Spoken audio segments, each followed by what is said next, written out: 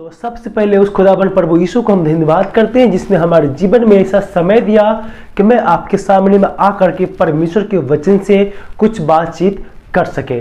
दोस्तों, एक बार फिर से आप सबको अपने इस वीडियो में मैं आपका स्वागत करता हूं और आप सबको प्रभु यीशु के नाम से जय मसीह। दोस्तों, इस वीडियो के माध्यम से आज मैं आपको बताने वाला हूं रात में सोने से पहले क्या प्रार्थना करें।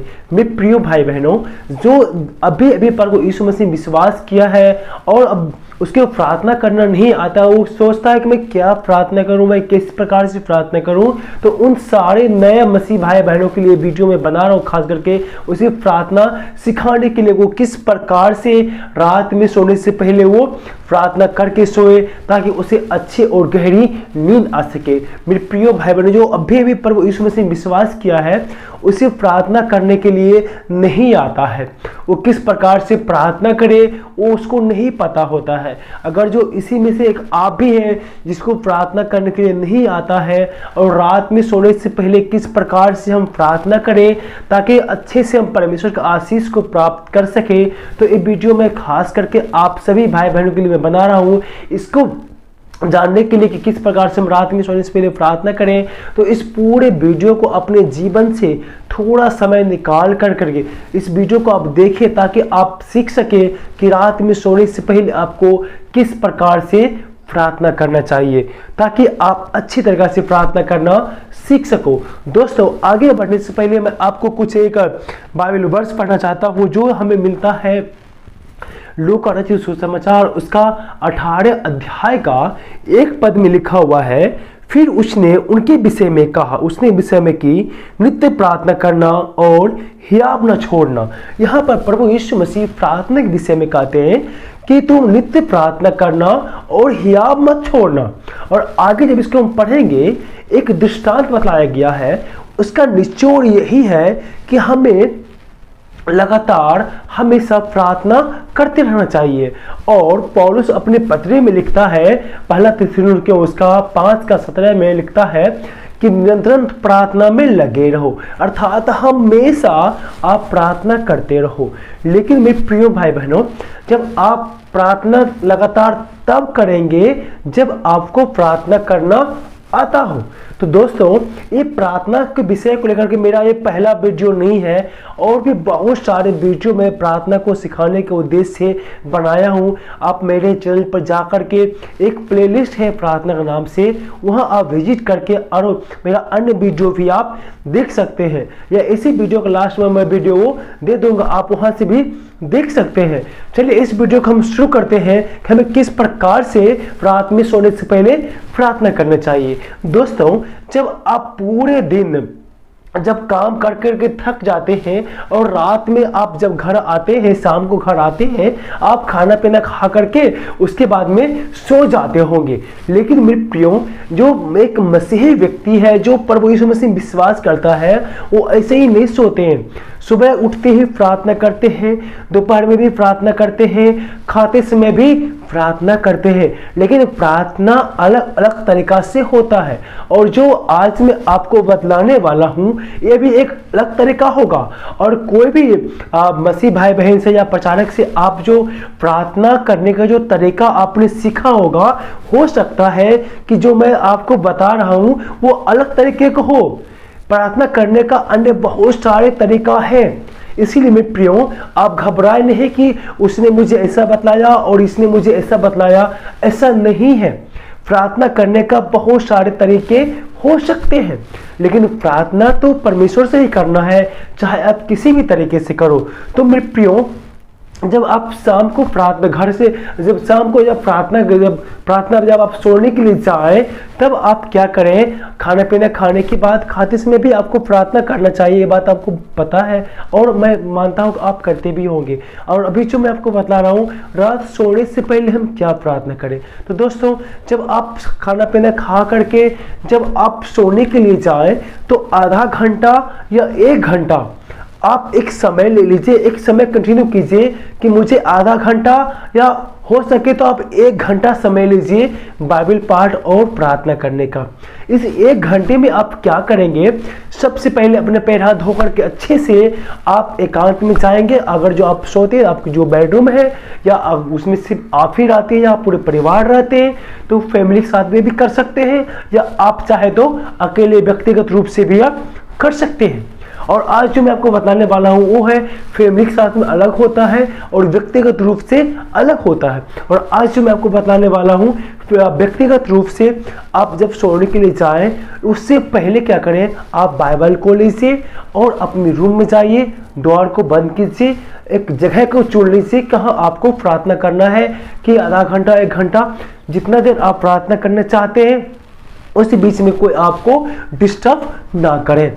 तो मेरे प्रियो, आप सबसे पहले क्या करें, बाइबल को पढ़ें। बाइबल पढ़ने के लिए भी आप प्रार्थना करें। मैं पिछले वाले वीडियो में आपको मैं बता चुका हूं कि बाइबल पढ़ने के लिए परमेश्वर से सामर्थ्य मांगे, ताकि वो बुद्धि वो ज्ञान देगा, ताकि आप बाइबल की जो गुप्त बातें हैं, बाइबल के जो वेद है, परमेश्वर के जो वचन का प्रकाशन है आपको दे। क्योंकि मेरे प्रियो, इंसान के पास में वैसा बुद्धि वैसा ज्ञान विवेक नहीं है जो परमेश्वर के वचन को अपने बुद्धि और ज्ञान के बल पर वो समझ सके।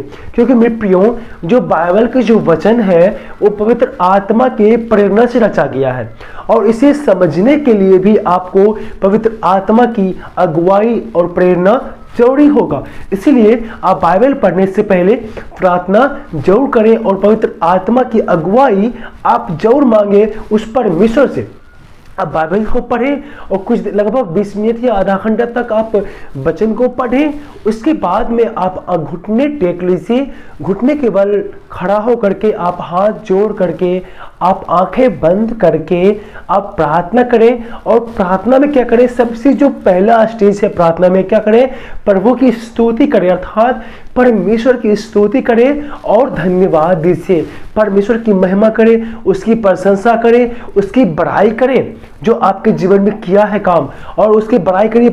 हो सके तो भजन संहिता को पढ़िए, उसकी प्रशंसा कीजिए, परमेश्वर की जयजयकार कीजिए, उनके आप गीत भी गा सकते हैं, और साथ ही साथ में आप उस परमेश्वर का धन्यवाद भी करें। धन्यवाद दे उन हर एक कामों के लिए जो परमेश्वर ने आपके लिए किया है, आपके जीवन के लिए किया है, जो आपको आशीष दिया है, जो आपके हर एक अच्छे काम में परमेश्वर ने आपको बचाया है और मदद किया है। उस सारे कामों के लिए आप परमेश्वर को धन्यवाद दे। हाँ दोस्तों, जो प्रार्थना का जो पहला स्टेज है, आप घुटने के बल खड़े होकर के हाथ जोड़ करके प्रभु की स्तुति कीजिए। स्तुति करने के लिए आप गीत को गा सकते हैं। उसके बाद में आप धन्यवाद दीजिए हर एक उस काम के लिए जो परमेश्वर ने आपके लिए किया हो, चाहे आत्मिक रीति से या शारीरिक रीति से। जो भी आशीषें परमेश्वर ने आपको दिया है, उन सारे आशीष के लिए उस परमपिता परमेश्वर को आप धन्यवाद दे। और उसके बाद में धन्यवाद देने के बाद आप क्या कर, ध्यान कीजिए, आप आंखें बंद रखिए और परमेश्वर के ऊपर में ध्यान केंद्रित कीजिए। अपने माइंड को, अपने दिमाग को एकत्रित कीजिए, एकाग्रता कीजिए और परमेश्वर को फोकस कीजिए। आपका ध्यान सिर्फ परमेश्वर के ऊपर में होना चाहिए और उससे बातें करने के ध्यान में ऊपर में होना चाहिए। इस प्रकार जब आप करेंगे मेरे प्रियो, तो आपका माथा मन भी शांत होगा और परमेश्वर से आप व्यक्तिगत रूप से कनेक्ट हो पाएंगे। उसके बाद में आप ध्यान करने कुछ दिन ध्यान कीजिए। उसके बाद में क्या करें, आप प्रार्थना कीजिए मेरे प्रियो, और प्रार्थना कीजिए और हर एक विषय के लिए जो सबसे पहले आप मेरे प्रियो उसके लिए प्रार्थना कीजिए जो आपके पास में है, या आपके जो और भाई बहन है वो बीमार है, वो तकलीफ में है, वो मुसीबत में है, उसके लिए आप प्रार्थना कीजिए। प्रभु, मेरे पड़ोस वाले भाई बीमार है, उसकी चंगाई के लिए मैं आपसे प्रार्थना करता हूँ। प्रभु, मेरे ऑफिस में जो स्टाफ काम करते हैं उनके ये परेशानी है, मैं उसके लिए आपसे प्रार्थना करता हूँ। प्रभु, आप उसी पवित्र आत्मा से अगुवाई करें और मदद करें। और आप जब दूसरों के लिए प्रार्थना करेंगे ना मेरे प्रियो, परमेश्वर इससे प्रसन्न होता है, खुश होता है। इसीलिए आप दूसरों के लिए आप प्रार्थना जरूर करें। सब आपके घर के हर एक व्यक्ति के लिए प्रार्थना करें, इस देश के लिए प्रार्थना करें, जिस देश में आप रहते हैं उस देश के लिए प्रार्थना करें, उस देश की सरकार के लिए प्रार्थना करें, और ताकि वो अच्छे से वो देश को चला सके। और आप प्रार्थना करें हर एक उस मसीह भाई बहन के लिए जो प्रभु यीशु मसीह में आज विश्वास करता है और एक सच्चा मसीही जीवन जीना चाहता है, उन सब व्यक्तियों के लिए आप प्रार्थना कीजिए। और मेरे प्रिय भाई बहनों, सबके लिए प्रार्थना करने के बाद क्या करें, आप स्वयं के लिए भी प्रार्थना करें कि परमेश्वर आपको उसकी इच्छा के अनुसार, परमेश्वर की इच्छा अनुसार आप चल सको। उसके लिए आप प्रार्थना कीजिए और अपने आप को संपूर्ण रीति से उस परमेश्वर को सौंप दीजिए और उसे आप कहिए कि हे पवित्र आत्मा, मैं अपने आप को संपूर्ण रीति से मैं आपको समर्पण करता हूं और आप जिस प्रकार से चाहे मेरा इस्तेमाल करें और अपनी इच्छा मेरे जीवन के द्वारा पूरी हो, ऐसा आप आशीर्वाद दीजिए, ऐसा मुझे आशीष कीजिए। जब इस प्रकार से आप प्रार्थना करेंगे मेरे प्रियो, देखेंगे परमेश्वर का जो पवित्र आत्मा है आपके ऊपर में आएगा और आपको आने वाले कल के विषय में बतलाएगा और आपका मार्गदर्शन करेगा। मेरे प्रियो, याद रखिए आपके लिए एक स्वर्गदूत को रखा गया है, जो एक पवित्र आत्मा को भी रखा गया है। वो पवित्र आत्मा आपको मार्गदर्शन करेगा और आपको सही रास्ते पर चलाएगा और आपको मददगार होगा। आपका मदद करेगा और आपको हर एक बुराई से वो बचाने में मदद करेगा। और मेरे प्रियो, एक बात और ध्यान रखिएगा, आप प्रार्थना के दौरान आप हर एक गलती के लिए आप माफ़ी मांगिएगा परमेश्वर से, हर एक गलती के लिए माफ़ी मांगिएगा। और जिस किसी का भी आपने दिल दुखाया है, जिससे जो व्यक्ति आपका दिल दुखाया है उसे भी आप माफ़ कीजिएगा। प्रार्थना बोलिएगा, प्रभु उस व्यक्ति ने मेरा दिल दुखाया, उस व्यक्ति के द्वारा मैं खेदित हूँ, उस व्यक्ति द्वारा मैं दुखी हूँ, मैं उसे माफ़ करता हूँ। याद रखिए मेरे प्रियो, उस सर्वशक्तिमान परमेश्वर आपको माफ़ किया है उस सोली पर कुर्बान होकर के, तो आपको भी एक दूसरे को आपको माफ़ करना है मेरे प्रियो। इसलिए प्रियो, आप प्रार्थना कीजिएगा। और इस वीडियो थोड़ा सा अंत में मैं आपको प्रार्थना करके भी बतलाऊंगा कि आपको किस प्रकार से प्रार्थना करना चाहिए। मेरे प्रियो, ये सारे स्टेज जब आप पार करेंगे ना, लगभग आपको 1 घंटा का समय आपके लिए रखना होगा प्रार्थना करने के लिए। मेरे प्रियो, मैं भी ऐसा करता हूं और वैसे ही मैं आपको बता रहा हूं, मेरे पर्सनल जीवन में बता रहा हूं मेरे प्रियो, हमेशा रोज प्रार्थना करता हूं मैं। इसी प्रकार जिस प्रकार से मैं आपको मैं बता रहा हूं, इसी प्रकार से आप भी रोज प्रार्थना कीजिए मेरे प्रियो। जब आप प्रार्थना करते हैं ना, तो ये उम्मीद रखिए कि आपको वो मिल गया है। एक वचन पढ़ना चाहता हूँ, वो पहला यूहन्ना 5:14 वचन में लिखा हुआ है, और हमें उनके सामने जो हियाब होता है वह यह है कि यदि हम उसकी इच्छा के अनुसार कुछ मांगते हैं तो वह हमारी सुनता है। हाँ मेरे प्रियो, जो भी आप प्रार्थना करते हैं आप सोच लीजिए कि मुझे मिल गया है। हाँ मेरे प्रियो, वो आपको मिल चुका है। आप जिस विषय के लिए प्रार्थना कर रहे हैं ना, वो चीज, वो वस्तु आपको विश्वास करना होगा कि आपको मिल चुका है। इसलिए मेरे प्रियो, इसी रीति से आप प्रार्थना करें। और क्या करना है, एक बार फिर से मैं आपको बता देता हूं, पहले स्तुति करना और धन्यवाद देना, उसके बाद में ध्यान करना और माफ़ी मांगना, हर एक गलतियों के लिए माफ़ी मांगना, उसके बाद में दूसरों के लिए प्रार्थना करना, उसके बाद अपने लिए प्रार्थना करना, अपने आप को परमेश्वर के हाथ में सौंप देना है और बोलना है, प्रभु जैसा आप चाहते हैं वैसा मेरे जीवन में होने दीजिए। तो भी जैसा मैं चाहता हूँ वैसे नहीं, परंतु आप जैसे चाहते हैं वैसे कीजिए, वैसे मेरे जीवन में होने दीजिए और मुझे वो आशीष दीजिए, ताकि मैं आपके बताए हुए रास्ते पर चलने के योग्य बन सकूं। हाँ दोस्तों, इसी प्रकार से आप प्रार्थना कीजिएगा, तब जाकर के वो पवित्र आत्मा आपको अगुवाई करेगा, आपको मदद करेगा। और उसके बाद जब आप सोएंगे आपको गहरी नींद आएगा, आपका हर एक चिंता, समस्या, परेशानी वो पवित्र आत्मा आपका खत्म कर देगा, क्लियर कर देगा। इसलिए प्रियो, इसी प्रकार से आप प्रार्थना जरूर कीजिएगा। और दोस्तों, मैं आइए हम आपको प्रार्थना करके बतलाते हैं कि आप किस प्रकार से प्रार्थना कर सकते हैं। आइए हम प्रार्थना करते हैं। हे सर्वशक्तिमान दयालु पिता परमेश्वर, एक बार फिर से हम आपको धन्यवाद करते पिता, आपकी स्तुति करते पिता, आपकी प्रशंसा करते पिता परमेश्वर, बड़ाई करते हुए पिता हम तेरे सम्मुख में आते हैं पिता परमेश्वर। हे परमेश्वर पिता, आपको धन्यवाद करते पिता हर एक उस आशीष के लिए पिता जो पिता आपने हमारे जीवन में दिया पिता परमेश्वर, सचमुच पिता ये आपकी महान दया और करुणा है पिता कि आज हम जीवित और सही सलामत थे पिता परमेश्वर।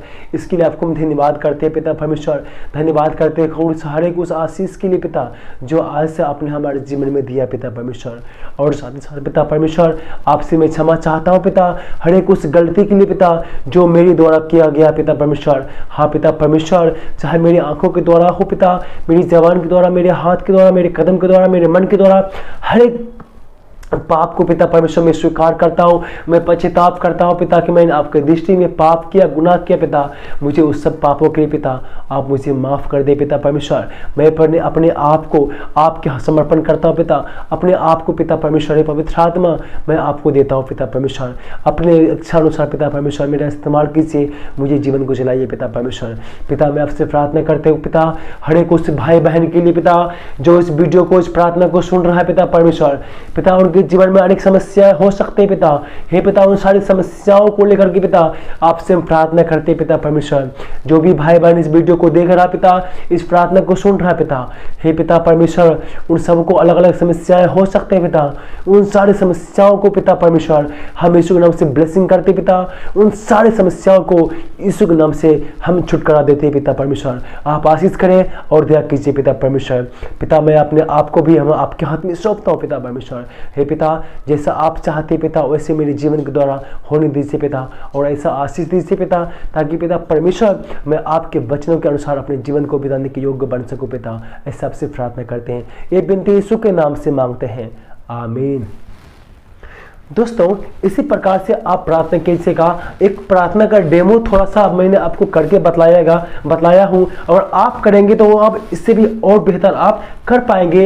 इसी प्रकार से आप हर रात को सोने से पहले आप प्रार्थना करेंगे तो दिन प्रतिदिन देखेंगे मेरे प्रियो आपका जो आत्मिक और संसारिक जीवन है वो बदलता जाएगा और आप अपने आत्मिक जीवन में आगे बढ़ते जाएंगे। मेरे प्रियो मैं उम्मीद करता हूँ कि इस छोटी सी वीडियो आपको पसंद आया होगा और इस वीडियो के माध्यम से परमेश्वर आपसे बातचीत किया होगा।